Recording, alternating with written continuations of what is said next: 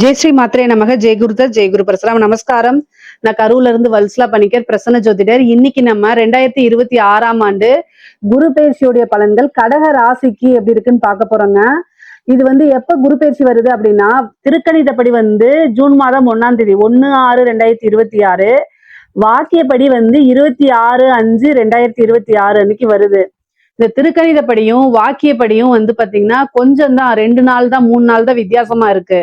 அதனால முதல்ல வரக்கூடிய குரு பயிற்சி பலன்களே நம்ம உங்களுக்கு சொல்றேன். 26/5/2026ங்க. மே மாசம் 26ஆம் தேதி குரு வைகாசி மாசம் 12ஆம் தேதி செவ்வாய்க்கிழமை ஹஸ்த நட்சத்திரத்துல காலை 11:05 குரு 12ஆம், அதாவது உங்களுக்கு மிதுன ராசில இருந்து கடக ராசிக்கு வராரு. உங்களுக்கு இவ்வளவு நாளா 12ஆம் இடத்துல இருந்தாரு. இப்போ உங்களுடைய ராசிக்கு உச்ச பலம் பெறாரு. 12 வருஷத்துக்கு ஒரு தடவை தான் இந்த பயிற்சி பலன். உங்களுடைய ராசியில குரு உச்சம் பெறும். பொதுவாவே ஜென்ம குரு கொஞ்சம் கிளேசம், அதாவது டென்ஷனை கொடுக்கும்னு சொல்லுவாங்க. ஆனா உங்ககிட்ட உச்சம் பெறாரு, உங்க ராசியில உச்சம் பெறாரு. நல்ல அமைப்புகள். ஏன்னா உங்களுக்கு 5ஆம் இடத்தை பாக்குறாரு. அதிர்ஷ்டம் தானா தேடி வரப்போகுது. இவ்வளோ நாளா அஷ்டமத்து சனியில ரொம்ப கஷ்டப்பட்டு இருப்பீங்க. இப்ப ராகுவும் உங்களுக்கு அஷ்டமத்துல இருக்கனால கஷ்டப்பட்டுட்டு இருப்பீங்க. இந்த இதை தீர்த்து வைக்கிறதுக்கே கடக ராசிக்காரங்களுக்காகவே குரு ஒரு நல்ல விஷயங்களா இருக்கணும். ரொம்ப நாளா கஷ்டப்பட்டாங்க, பாவம் அப்படின்னு சொல்லி குரு உங்க ராசிக்கு வர போறாரு. அதுவும் உச்ச பலங்க. நல்ல அமைப்புகள். இவ்வளவு நாளா நீங்க ரொம்ப பாலைவனத்துல அப்படியே வெயில்ல, கடுமையான வெயில்ல, ஒரு பாலைவனத்துல தாகத்தோட நடந்து போகும்போது அந்த இடத்துல ஒரு பூங்கா மாதிரி நல்ல ஒரு சோலை, நிறைய பழங்கள் இருக்கு, நல்ல காற்று, இதமான காற்று, நல்ல சுத்தமான நீர், இதெல்லாம் கிடைக்கும் போது சொர்க்கம் மாதிரி இருக்கும்ல, அந்த மாதிரி அமைப்பு தான் உங்களுடைய ராசிக்கு குரு கொடுக்க போறாரு. ஏன்னா 5ஆம் இடத்தை பாக்குறாரு. ஐஸ்வர்ய ஸ்தானம், பூரண லக்ஷ்மி ஸ்தானம் அப்படிங்கிறது 5ஆம் இடம். 7ஆம் இடம் நல்ல ராஜயோக இருக்கக்கூடிய அமைப்பு. 7ஆம் இடம். 9ஆம் இடம் சகல விதமான சௌபாக்கியங்கள், பாக்கியஸ்தானம். உங்களோட வாழ்க்கையில நீங்க என்ன விஷயங்கள் நினைக்கிறீங்களோ அத்தனை விஷயமும் தானா தேடி வரக்கூடிய அமைப்புகள். இது எல்லாமே கடக ராசிக்காரங்களுக்கு இருக்குங்க. நீங்க இவ்வளவு நாளா பட்ட கஷ்டங்களுக்கு எல்லாமே இந்த குரு பயிற்சி உங்களுக்கு ஆறுதலா இருக்க போகுது. அது இல்லாம பல அற்புதங்களை செய்ய போகுது. நன்மைகள் தான். குரு உங்களுக்கு பாக்கியாதிபதியும் அவரு தான். உங்களுக்கு 9 குடைவரும் அவரு தான். தெய்வ வழிபாடு, தெய்வ அனுகூலத்தை தேடிக்கங்க. பெரியவங்களை மதிச்சு நடங்க. பொதுவா வயது முதிர்ந்தவர்களாக இருந்தாலும் சரி, உங்களுக்குன்னு ஒரு குருன்னு இருப்பார் இல்லைங்களா? நீங்க என்ன ஒர்க் வேணா பண்ணுங்க, என்ன தொழில் வேணா பண்ணுங்க, ஆனா உங்களுக்குன்னு ஒரு வழிகாட்டி, இவங்க நமக்கு குருன்னு மனசுல நினைப்பீங்களா, அவங்க சொல்ல கேட்டு நடங்க. ஏன்னா குரு உச்சபலம் பெற்றிருக்கும் போது ஒரு குருநாதருடைய ஆசீர்வாதங்கள், அதே மாதிரி உங்களுடைய வெல்விஷருடைய ஆசீர்வாதங்கள்லாம் வாங்கிக்கங்க. அது ரொம்ப ரொம்ப நல்லது. பெற்றோர்களை மதிச்சு நடக்கணும். குரு உச்சபலம் பெறும்போது நம்ம நல்லவனாக இருக்கும் பட்சத்தில், நல்லவனாக மீன்ஸ் கடகராசிக்காரங்களே நல்லவர் தான், நான் அதுல மாற்று கருத்து கிடையாது. பொதுவாவே குடும்பத்துக்காக உழைச்சு உழைச்சு ஓடா தேர்றதுல முதல் ராசி கடகராசி தான். தங்களை என்னன்னா அதாவது ரொம்ப டெடிகேட்டடா குடும்பத்துக்கு பாத்தீங்கன்னா ரொம்ப டெடிகேட்டடா இருக்கக்கூடிய ராசிகள்ல 12 ராசிகள்ல முதல் ராசி கடகராசியை தான் சொல்லணும். அந்த அளவுக்கு டெடிகேட்டடா இருப்பீங்க. பட் ஆனா என்ன, சில விஷயங்கள உங்களுக்காக நீங்க வாழ பழகிக்கங்க. அதுதான் ரொம்ப நல்லது. குரு உச்சபலம் பெற்றிருக்காரு, பல நன்மைகள் இருக்கு. இந்த டைம்ல நீங்களும் கொஞ்சம், அதாவது தியாகம் பண்ணாம நீங்க செல்ஃப் லவ் பண்ணுங்கன்னு சொல்ல வரேன் நானு. ஏன்னா உங்களுடைய ராசிக்கு அதிபதி சந்திரன். சோ சந்திரன் அப்படின்னாலே ஒரு தியாக மனப்பான்மை அப்படிங்கிற மாதிரி வரும். ஒரு சந்திரனை குறிக்கக்கூடிய கிரகம் என்னன்னா தாயை குறிக்கக்கூடியது. தாய் எப்பவுமே ஒரு தியாகியா தான் இருப்பாங்க. அவங்க குழந்தைங்களுக்காக தன்னையே தியாகம் பண்ணக்கூடிய அமைப்புல தானே இருப்பாங்க. சேம் கடகராசிக்காரங்களும் அப்படிதான் இருப்பீங்க. ஆனா என்னன்னா, இந்த குரு உச்சபலம் பெறும்போது கொஞ்சம் உங்களுக்காக செல்ஃப் லவ் பண்ணிக்கங்க. உங்களுக்கு என்ன விஷயங்கள்லாம் பிடிக்குதோ அதெல்லாம் செய்ய பழகிக்கங்க. லைஃபை கொஞ்சமா என்ஜாய் பண்ணிக்கங்க. நல்ல அமைப்புகள் வருது. 5ஆம் இடத்தை பாக்குறாரு. அதிர்ஷ்டம், லக்ஷ்மியுடைய ஸ்தானம். காதல்ல வெற்றி கிடைக்க போகுது ஃபர்ஸ்ட். அதே மாதிரி திடீர்னு ஒரு ஐஸ்வர்ய பிராப்தம், பூர்வீக சொத்துக்கள் சேரும் உங்களுக்கு. இவ்வளவு நாள பூர்வீக சொத்துக்கள் ஏதாவது ஒரு பிரச்சனைகள் இருக்கு அப்படின்னா அந்த பிரச்சனைகள்லாம் நீங்கி கட்டாயம் ஒரு நல்ல வழி உங்களுக்கு உண்டு. பூர்வீக சொத்துக்கள் மூலியமா நல்ல ஆதாயம் உண்டு. அதே மாதிரி தாய் வழி சொத்துக்களே நல்ல ஆதாயம் இருக்கு. தாய் வழி சொத்துக்களும் உங்களுக்கு சேர்றதுக்கு உண்டான அமைப்பு இருக்கு. தந்தை வழி 9ஆம் இடத்தை பாக்குது. தந்தை வழி சொத்துக்களும் சேரக்கூடிய அமைப்புகள் இருக்கு. பொதுவாவே 5ஆம் இடத்தை பார்க்கும்போது சொத்து சேர்க்கை அப்படிங்கிறது இருக்கு. சொத்து மூலியமா வருமானம் அப்படிங்கக்கூடிய அமைப்புகள் இருக்கு. சரிங்க. அதே மாரி காதல்ங்கிறது 5ஆம் இடம் தான். காதல் ரீதியா இருக்கக்கூடிய பிரச்சனைகள், வெற்றியோ, தோல்வியோ உங்களுக்கு எல்லாமே நன்மையா மாறும். உங்களுடைய விருப்பத்துக்கு தகுந்த மாரி தான் இந்த குரு வந்து வேலை செய்ய போறாரு. ஏன்னா குரு உச்சபலம் பெற்று 5ஆம் இடத்த பார்க்கறதுனால, உங்களுக்கு என்ன விஷயம் நன்மையோ அத தான் செய்வாரு. நம்மளுடைய விருப்பங்கள அத்தனையுமே பூர்த்தி பண்ண போறாரு. அதனால நல்ல அமைப்புகள் உங்களுக்கு இருக்கனால, நீங்க என்ன விஷயங்கள்லாம் ஆசைப்படுறீங்களோ அத்தனையுமே சக்சஸ் பண்ணி வைக்க போறாரு. பிரிந்தவர்களுடைய சேர்க்கை, அதே மாதிரி காதல் அப்படிங்கிறது திருமணத்துல போய் முடியக்கூடிய அமைப்பு, பெற்றோர்களுடைய ஆசீர்வாதம் மூலியமா திருமணம் பண்றது, அதாவது திருமணத்துக்கு வந்து பாத்தீங்கன்னா 100% உங்களுக்கு குருபலம் இருக்கு. கடகராசிக்காரங்க திருமண வயதில் இருக்கக்கூடியவங்க, படிச்சுட்டு இருக்கவங்களுக்கு திருமணம் கிடையாது, திருமணம் பண்ணக்கூடாது, சட்டப்படி தப்பு. 25 வயசுக்கு மேல இருக்கக்கூடிய ஆணோ பெண்ணோ தான் திருமணத்துக்கு உண்டான அமைப்புகள். அதைத்தான் நான் இங்க சொல்ல வரேன். உடனே ஜோசியர் சொல்லிட்டாங்கன்னு படிக்கிற குழந்தைகளை போய் பண்ணி வச்சிடாதீங்க. திருமணம் நீங்க ஒரு வேலைக்கெல்லாம் போயிட்டு செட்டில் ஆனதுக்கு அப்புறம் 25 வயசுக்கு மேல எப்படியா இருந்தாலும் ஒரு உத்தியோகத்துக்கு போயிருப்பீங்க. அதுக்கப்புறம் நீங்க லவ்வ வந்து வீட்டுல சொல்றதுக்கு தயங்கும் போது இந்த டைம்ல சொல்லுங்க. அது வந்து உங்களுக்கு சக்சஸ் ஆயிரும். என்ன அப்படின்னா 7ஆம் இடத்தையும் பார்த்து 9ஆம் இடத்தையும் பார்க்குது. அப்ப குரு பலம் பரிபூரணமா இருக்கனால பெற்றோர்களுடைய சம்மதத்தோடயே உங்களுக்கு திருமணம் ஆகக்கூடிய அமைப்புகள் இருக்கு. அதனால தாராளமா நீங்க சொல்லலாம். அதே மாதிரி திருமணத்துல எந்த தோஷங்களா இருந்தாலும் சரி அதெல்லாம் நிவர்த்தி பண்ணலாம். அதே மாதிரி திருமணத்துல எந்தவித தடையுமே இருக்காதுங்க. புதுசா பார்ட்னர் போறதுக்கு உண்டான அமைப்பு இருக்கு. நான் பிசினஸ் ஸ்டார்ட் பண்ணலாமான்னா தாராளமா ஸ்டார்ட் பண்ணலாம். நான் ஒர்க் பண்ணிட்டு இருக்கேன். ஆனா என்கிட்ட இன்வெஸ்ட்மெண்ட் பண்றதுக்கு வந்து ஐடியாஸ் இருக்கு. எனக்கு ஒரு நல்ல பார்ட்னர் கிடைக்க மாட்டேங்கிறாங்க அப்படின்னா இந்த டைம்ல குரு 7ஆம் இடத்தை பாக்குது. அப்போ உங்களுக்கு ஒரு நல்ல பார்ட்னர் கிடைப்பாங்க. உங்களுடைய ஜாதக ரீதியா, லக்ன ரீதியா பார்ட்னர்ஷிப் போடலாமாங்கிறத பாத்துக்கிட்டு தொழிற்ஸ்தானம் எப்படி இருக்குங்கிறத உங்களுடைய ஜோசியர் இருப்பாங்க இல்லையா, ஃபேமிலி ஜோசியர் இருப்பாங்களா, அவங்க கிட்ட கலந்து ஆலோசிச்சுட்டு அதுக்கப்புறம் பண்ணுங்க.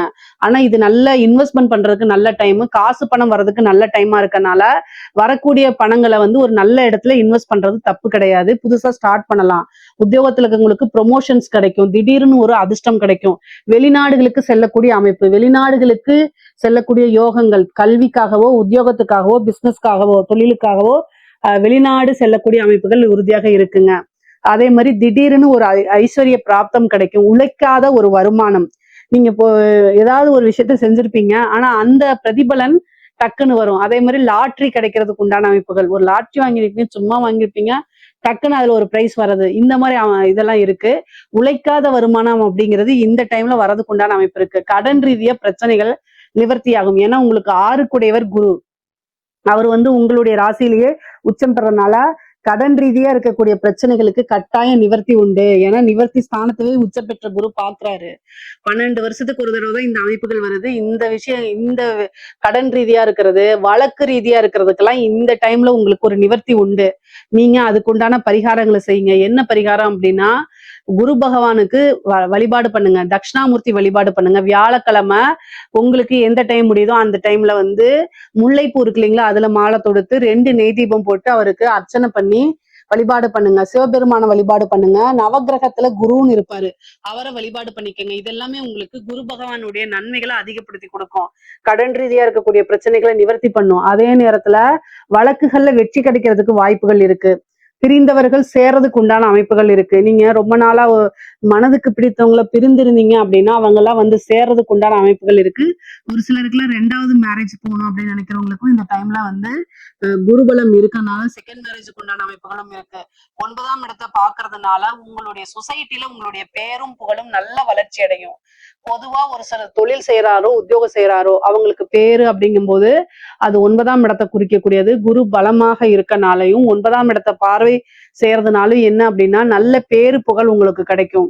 முக்கியமா இந்த பப்ளிக் ரிலேஷன்ஷிப், அதாவது இந்த அரசியல்வாதிகளோ அல்லது வந்து பொதுமக்களோட தொடர்பு உள்ள நபர்களுக்கெல்லாம் வந்து நல்ல ஜனவசியமும் உண்டு. பொதுமக்களுடைய ஆதரவுகள் கிடைக்கும். அது மூலியமா உங்களுடைய கெரியர்ல நல்ல டெவலப்மெண்ட் கிடைக்கும். நீங்க வந்து அது மூலியமா காசு பணம் சம்பாதிக்கிறது, உங்களுடைய பொசிஷனை அடுத்த ஸ்டேஜுக்கு உயர்த்தி கொண்டு போறது, வாழ்க்கையில உயர்வான நிலைய அடையிறது, இது எல்லாமே நடக்கும். அதே மாதிரி பெரியவங்களுடைய ஆசீர்வாதங்கள் உங்களுக்கு கிடைக்கும்.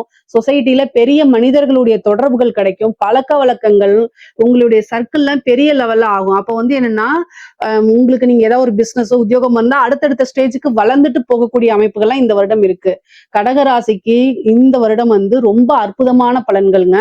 பெண்களை பொறுத்த வரைக்கும் சொல்லவே வேண்டாம். ஆடை ஆபரண சேர்க்கை இருக்கு, சொத்து சேர்க்கை இருக்கு, உங்க பேர்ல வீடு வாகனங்கள் வாங்கக்கூடிய அமைப்புகள் இருக்கு, கோல்டு வாங்குறது, உங்களுக்கு பிடிச்ச விஷயங்கள்லாம் செய்யறது, குடும்பத்தாருடைய ஆதரவுகள் கிடைக்கிறது, கணவன் மூலியமா நல்ல ஆதாயங்கள் கிடைக்கிறது, மனம் மகிழ்ச்சியாக இருக்கிறது, நீண்ட தூரம் பிரயாணம் பண்றது, அதே மாதிரி புனித யாத்திரைகள், புனித நதிகள்ல நீராடுறது, இந்த மாதிரி அமைப்புகள்லாம் இருக்கு. பொதுவா 9ஆம் இடத்தை குரு பாக்குறதுனால ஒரு தெய்வத்தை உபாசனை எடுங்க, ஒரு குருநாதர் வழிபாடு பண்ணுங்க, குருவோடைய ஆசீர்வாதங்கள் வாங்குங்க. ஏன்னா உச்சபலம் பெற்றிருக்கும் போது குருவோடைய ஆசீர்வாதம் வாங்கும் போது உங்களுக்கு வரக்கூடிய ஐஸ்வர்ய பிராப்தம் பல மடங்கா இருக்கும். சகல விதமான சௌபாக்கியங்களும் வந்து சேரும். எந்த காரியங்கள் எடுத்தாலும் சரிங்க, அதுல உங்களுக்கு வெற்றி கிடைக்குங்க. இந்த விஷயங்கள் அப்படிங்கறதெல்லாம் இல்ல. படிப்புல வந்து நல்ல உயர்வான நிலையை அடைய முடியும். நீங்க என்ன விஷயங்கள் நினைக்கிறீங்களோ அத்தனை விஷயத்தையுமே வெற்றி பெற செய்ய முடியுங்க. இந்த வருடத்துல நீங்க சாதிக்க முடியலன்னா அப்புறம் அடுத்தது 12 வருஷம் வெயிட் பண்ணணும். அந்த மாதிரி ஒரு அமைப்பு வருது. அதனால இந்த வருடத்திலேயே நீங்க பிளான் போட்டு வச்சு ஒவ்வொரு விஷயத்தையும் செஞ்சுட்டே வாங்க. எல்லாமே சக்சஸ்ல முடியும். இதுதான் அப்படிங்கிறது கிடையாது. கடகராசிக்காரங்களுக்கு இந்த வருடம் குரு இருக்கிற வரைக்கும் தோல்வி அப்படிங்கக்கூடிய ஒரு விஷயமே கிடையாது. அதே மாதிரி இன்வெஸ்ட் பண்றது, காசு பணம் கொடுக்கறது, இந்த மாதிரி விஷயங்கள ரொம்ப ஆலோசனை பண்ணி யோசிச்சு உங்களுக்கு ஐடியா இல்லாத பட்சத்தில் உங்களுக்குன்னு வெல்விஷர் யாராவது இருந்தாங்கன்னா அவங்க கிட்ட கேட்டு தீர்க்கமான முடிவெடுத்ததுக்கு அப்புறம் மத்த விஷயங்கள்லாம் செய்யுங்க. ஏன்னா நீங்க உதவி பண்ண போறேன்னு சொல்லிட்டு அது பிரச்சனை ஆயிடக்கூடாது.